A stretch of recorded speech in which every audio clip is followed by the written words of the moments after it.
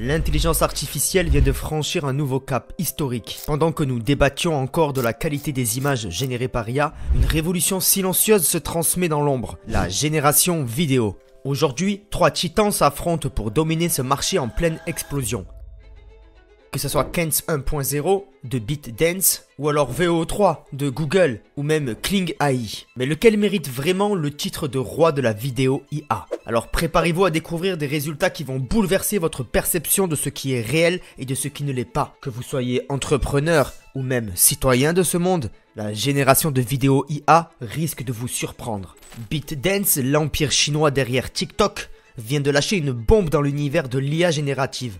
Avec Kens 1.0, qui ne se contente pas de créer des vidéos, il repousse les limites de ce qu'on pense possible. Les premiers benchmarks indépendants le placent systématiquement en tête, devançant même le mastodonte comme Google Veo3, dans pratiquement toutes les catégories mesurables. Ce qui rend Kens véritablement révolutionnaire, c'est sa maîtrise de la cohérence narrative en multi-angles. Imaginez pouvoir maintenir la personnalité d'un personnage, ses traits distinctifs, ses vêtements, et même ses micro-expressions à travers des changements de plan dignes d'un film hollywoodien. C'est exactement ce que propose Kens et les résultats défient l'entendement. Pour cette comparaison, j'ai adopté une approche rigoureuse. Plutôt que de me fier aux démos soigneusement sélectionnées par l'équipe marketing, j'ai créé mes propres scénarios de test conçus pour révéler les vraies forces et les faiblesses de chaque plateforme. Mes critères d'évaluation se basent sur 5 piliers fondamentaux. La fidélité au prompt, donc l'outil suit-il précisément les instructions que je vais donner? La cohérence visuelle, les éléments restent-ils constants d'une frame à une autre? Mais je vais aussi tester le réalisme des mouvements pour voir si les animations semblent bien naturelles et la qualité cinématographique pour savoir si le résultat pourrait-il se faire passer pour du contenu professionnel. Mais il faut aussi évaluer quelle prouesse technique chaque outil démontre-t-il.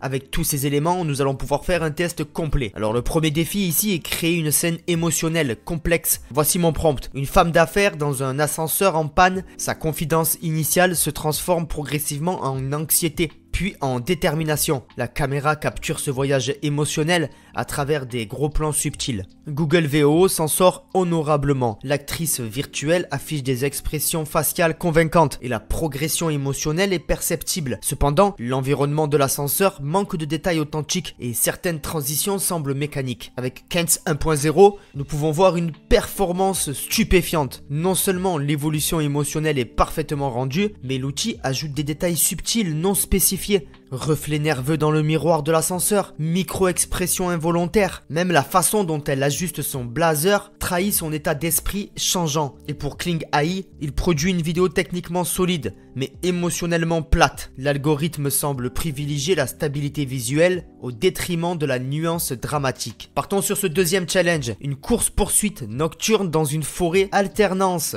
entre plans larges montrant la topographie et des plans serrés sur l'expression terrifiante du fuyard. Je veux aussi un jeu de lumière dramatique entre clair de lune et ombre profonde. Ici, les différences philosophiques entre les plateformes deviennent flagrantes. Google Veo3 opte pour une approche sécurisée, des mouvements de caméra fluides mais prévisibles, un éclairage uniforme qui évite les contrastes extrêmes. Avec Kens 1.0, on embrasse pleinement l'ambition artistique du prompt. Les transitions entre plans sont dignes d'un trailer hollywoodien, avec des effets de lumière qui amplifient dramatiquement l'attention. La cohérence du personnage principal à travers les différents angles de prise de vue est simplement remarquable. Kling AI lui peine avec la complexité de la demande. Les changements de plan sont abrupts et l'éclairage nocturne pose visiblement des défis à l'algorithme. Alors j'ai testé en fournissant une image fixe de pianiste de jazz dans un club enfumé et demandé. Donne vie à cette scène. Le musicien improvise passionnément et l'audience réagit. La fumée de cigarette danse dans la lumière des projecteurs. Google Veo anime convenablement le pianiste.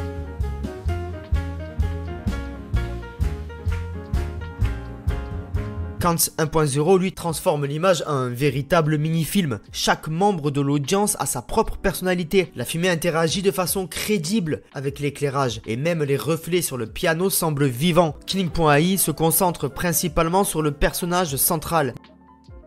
Le résultat est techniquement correct, mais manque d'âme. Alors le challenge ultime, c'est partir d'un portrait statique et créer une séquence où le personnage traverse différents environnements fantastiques. Voici mon prompt. Cette femme voyage à travers des dimensions parallèles. Bureau moderne, forêt enchaînée, station spatiale futuriste. Nous voyons que VO de Google produit des transitions acceptables mais prévisibles. Chaque environnement est reconnaissable, mais manque de cette magie qui ferait oublier qu'il s'agit d'IA. Kent 1.0 livre à lui tout seul une véritable œuvre d'art. La transition entre univers est fluide et inventive. Chaque environnement regorge de détails cohérents et la protagoniste maintient sa personnalité visuelle unique à travers tous les changements. Kling AI, lui, lutte encore une fois avec la complexité conceptuelle. Les environnements se mélangent parfois, créant des incohérences visuelles troublantes. Nous pouvons donc décider une chose, la supériorité de Kent 1.0 devient évidente quand on analyse sa gestion de la cohérence temporelle, là où Google VO et Kling AI traite chaque frame quasi indépendamment. Kent semble posséder une véritable mémoire visuelle, permettant de maintenir des détails complexes sur des longues séquences. Cette capacité ouvre des possibilités narratives inédites. Personnages récurrents dans les histoires, donc possibilité de créer des séries, cohérence stylistique sur des projets longs, ou même création de véritables acteurs virtuels avec une personnalité visuelle stable. L'arrivée de Kent 1.0 marque potentiellement un tournant historique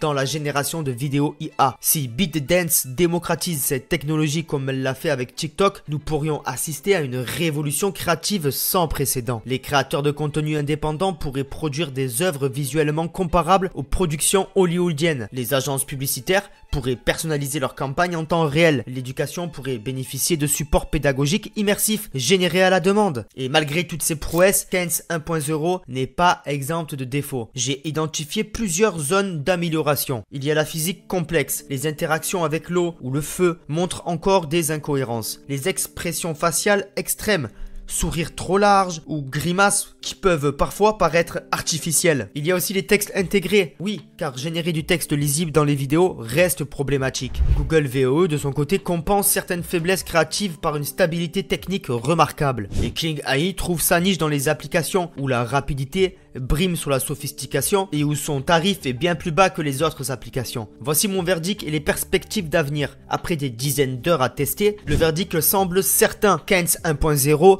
redéfinit les standards de la génération vidéo IA. Sa capacité à comprendre et à interpréter les nuances créatives humaines dépasse largement celle de ses concurrents. Cependant, la bataille technologique ne fait que commencer. Google et Kling AI investissent massivement dans leur prochaine itération. La vraie question n'est plus qui est le meilleur aujourd'hui, mais à quelle vitesse ces outils vont-ils transformer notre rapport à la création visuelle? Nous assistons au premier pas d'une révolution qui dépassera probablement l'impact de l'invention du cinéma. Dans quelques années, distinguer une vidéo générée par IA d'un tournage traditionnel pourrait devenir quasi impossible, même pour les experts. La démocratisation de ces outils pose des questions fascinantes. Comment l'industrie audiovisuelle s'adaptera-t-elle? Quelles nouvelles formes narratives émergeront? Et comment préserver l'authenticité dans un monde où tout peut être artificiel? Une chose est certaine, Kent 1.0 vient d'ouvrir une porte que nous pourrons plus refermer. L'avenir de la création visuelle s'écrit maintenant. Le futur s'annonce plus révolutionnaire que nous n'osions l'imaginer. Et cela va très vite et peut faire peur. Dites-moi en commentaire,